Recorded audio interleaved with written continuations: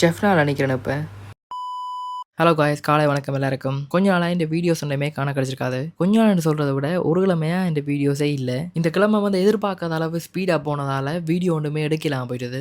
அப்படி என்னென்று எனக்கு மட்டும் நாளெல்லாம் ஸ்பீடாக போனன்ற கதையை தான் இந்த வீடியோவில் சொல்ல போகிறேன். லைஃப்பில் எதுவுமே நாங்கள் நினைச்ச மாதிரி நடக்கிறதில்ல.